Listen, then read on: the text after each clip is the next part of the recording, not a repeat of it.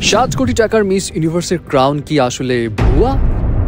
এখানেই আছে নতুন আরেক কন্ট্রোভার্সি, যেটা শুনলে আপনার মাথাতেও হয়তো সেম প্রশ্ন ঘুরপাক খেতে পারে। আমরা তো ইতিমধ্যে জেনে গেছি এবারের মিস ইউনিভার্স হয়েছেন মেক্সিকান সুন্দরী Fatima Bosch Fernandes. And of course miss universe হিসেবে সে বিশাল টাকার প্রাইজ মানিও পাচ্ছে। এককালীন নগদ পুরস্কার $2.5 লক্ষ, মানে প্রায় 3 কোটি টাকা। মাসিক বেতন থাকছে $50,000, অর্থাৎ বছরে প্রায় $6 লাখ। দ্যাট মিনস 7 কোটি টাকারও বেশি। এছাড়া নিউ ইয়র্কের ম্যানহাটনে পাচ্ছে লাক্সারি অ্যাপার্টমেন্ট, যেটার মার্কেট ভ্যালু $2.3 মিলিয়ন, অর্থাৎ 28 কোটি টাকার মতো।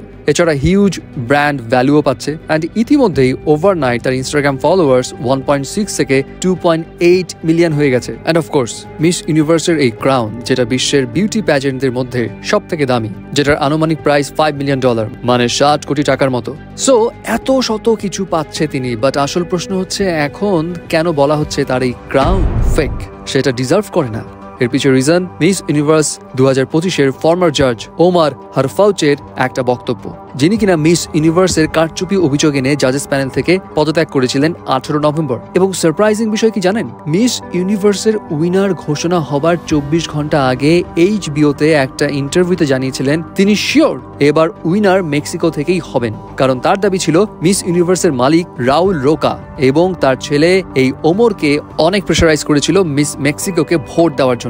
রিজনটা কি? ওমরের দাবি, রাউলের যে বক্তব্য ছিল সেটা ছিল এমন, মিস ইউনিভার্সের মালিক অর্থাৎ রাউলের একটা বিশাল বিজনেস রয়েছে মেক্সিকোতে এবং ফাতিমার বাবা একজন সরকারি কর্মকর্তা প্লাস ইনফ্লুয়েন্সিয়াল ব্যক্তি মেক্সিকোর। সো মিস ইউনিভার্সের পদবিটা যদি মেক্সিকোর কাছে যায় তাহলে তাদের ব্যবসায় অনেক সুবিধা হবে। এবং এই কথাটা গতকাল ওমর কিন্তু তার ইনস্টাগ্রামে ফাঁস করেন এবং তিনি এটাও জানান এই সব কিছু তিনি 2026-এর মে মাসে HBO-র ইন্টারভিউতে ডকুমেন্ট আকারে প্রকাশ করবেন।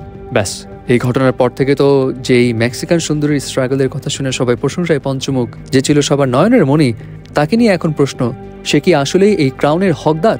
এখন সবকিছু মিলে আপনার কি মনে হয়, আসলে কি সে ডিজার্ভিং নাকি সবটাই সাজানো?